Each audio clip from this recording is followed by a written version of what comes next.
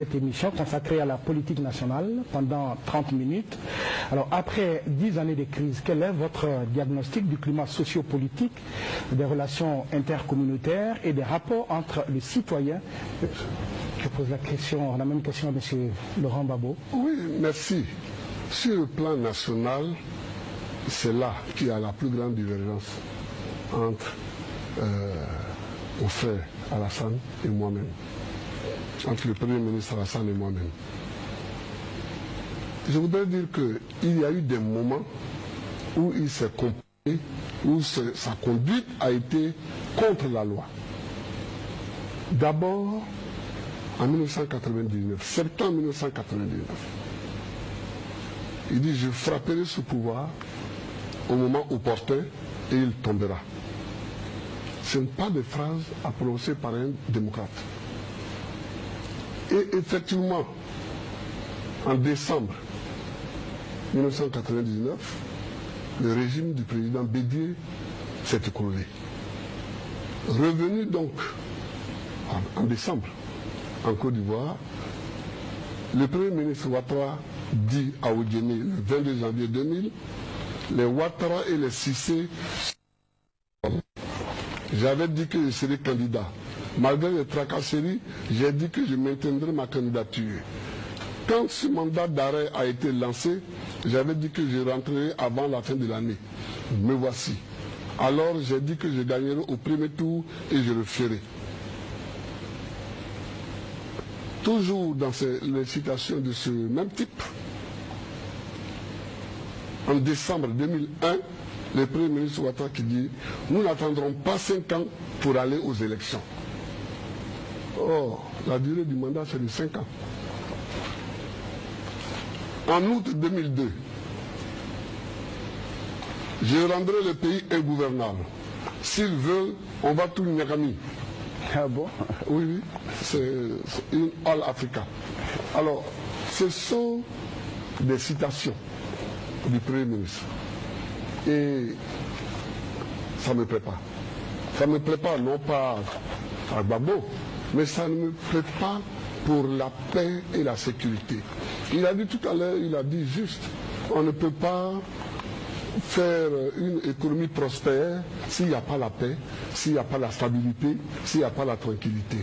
Mais des phrases de ce genre amènent l'instabilité, amènent les coups d'État, et vraiment je le rends responsable pour ce qui est arrivé à partir de 1999 jusqu'à aujourd'hui. Voilà ce que je voulais dire sur ce point-là, pour expliquer la situation nationale que nous avons connue. 11 ans de turbulence, c'est trop. Il faut arrêter. Mardi 5 novembre 2024, les commerçants du marché à bétail Garage en haut ont tenu une conférence de presse dans laquelle ils ont fait un appel au secours au gouvernement ivoirien de leur venir en aide suite à l'injonction qui leur a été faite de déguerpir le site qu'ils occupent présentement. Et ils ont appelé l'État à intervenir et suivre de près cette situation.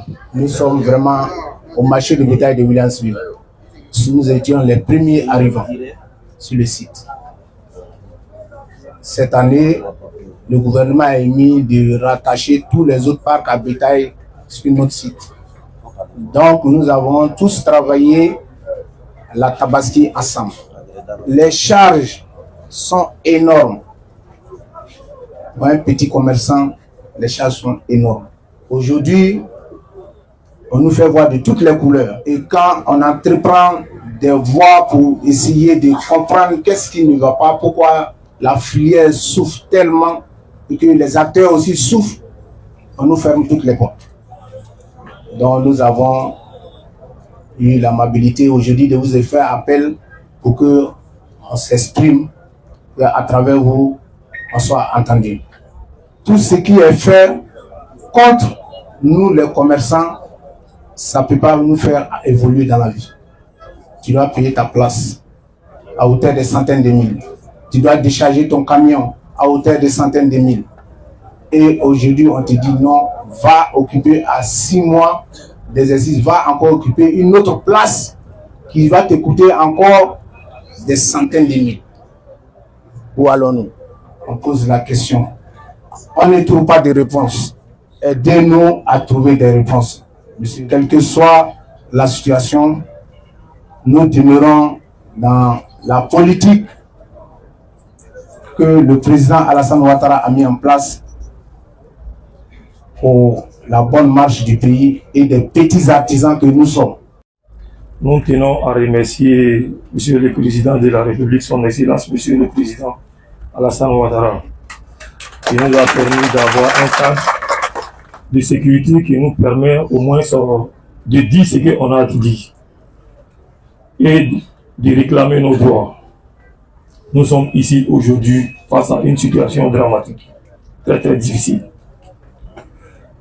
Aujourd'hui, nous allons commencer par remercier les cadres, y compris Monsieur le gouverneur du district, que nous voyons sa vision future pour Abidjan et que nous tous, nous respectons sa vision.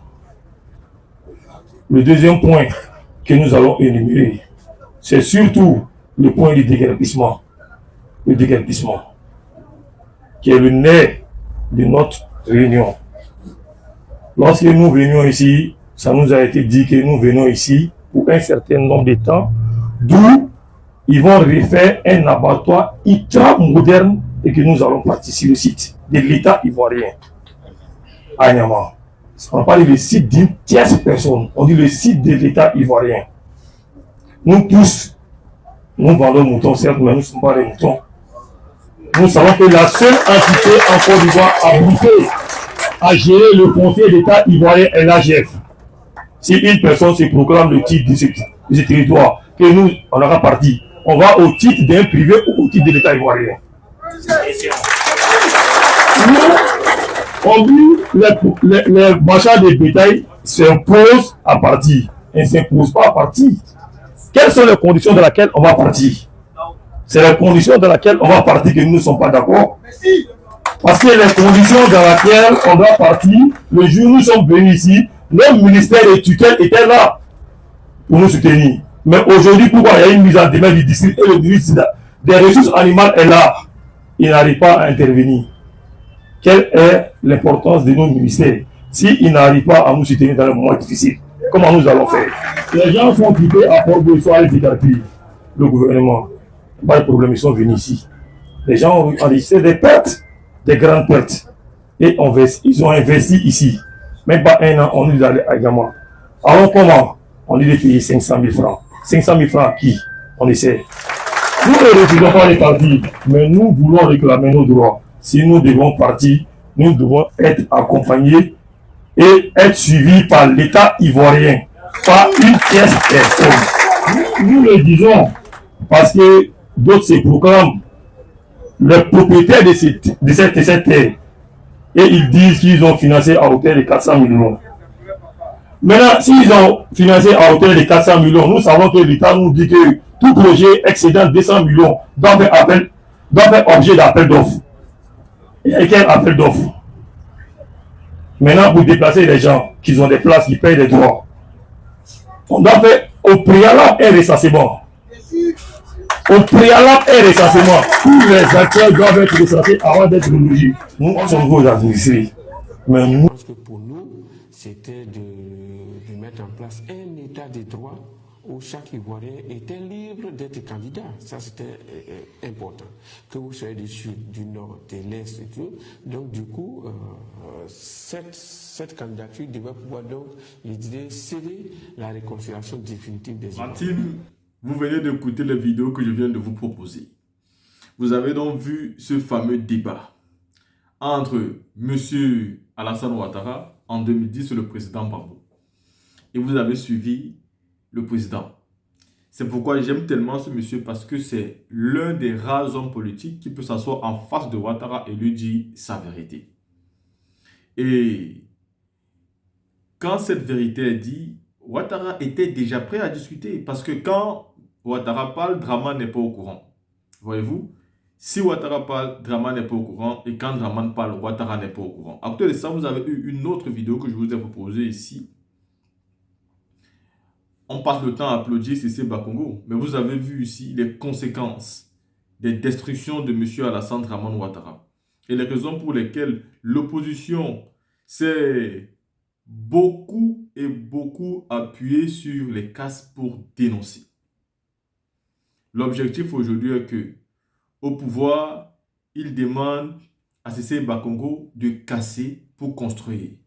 Mais ils ne vont jamais casser pour construire au nord. Et là, c'est un problème. Ils cassent toujours partout pour construire, mais ils ne vont jamais au nord pour casser pour construire. Est-ce que M. Ouattara peut avoir le cœur d'aller casser au nord pour construire? Il n'a pas le cœur. S'il tente, c'est fini pour lui. Et à côté, vous avez vu la vidéo de Ousmane Chérif qui dit pourquoi ils ont fait la rébellion.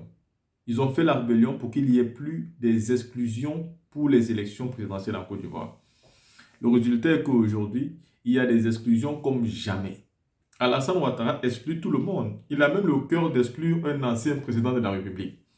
Ces choses qui sont impraticables, qui n'arrivent quasiment jamais. Vous ne pouvez pas exclure quelqu'un qui a déjà été président de la République. Donald Trump là-bas, le voilà qui vient d'être élu. Le président au Brésil, lui aussi c'était déjà un ancien président. Donc, au moins tu vas les affronter, mais tu ne respectes même pas la loi, donc tu ne peux même pas être candidat de la République.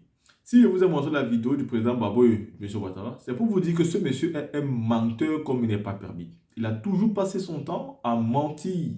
Il n'a pas de limite quand il s'agit du mensonge. Il ment maintenant, il ment après et il mentira toujours. C'est tout ce qu'il sait faire. C'est ce qu'il sait faire le mieux, c'est de mentir, mentir, mentir. Et il va toujours discuter. Voilà pourquoi les Soro ont fait l'erreur de soutenir un homme dont ils ne connaissaient pas la moralité. Parce que tout ceci dépend d'abord de votre moralité. Mais il n'a pas une bonne moralité. Il s'en fout de vous décevoir, de vous faire plaisir. Il a un seul objectif, c'est de venir au pouvoir, c'est de rester au pouvoir, c'est de tout faire pour ne jamais perdre le pouvoir. C'était ça son objectif. Ce n'était pas de changer le pays ou bien la condition de vie des musulmans. Non, c'était lui changer sa condition de vie. C'était lui réaliser son rêve. C'était lui réaliser son projet, celui qu'il a toujours eu. Bah, il a réalisé. Aujourd'hui, vous ne pouvez que pleurer.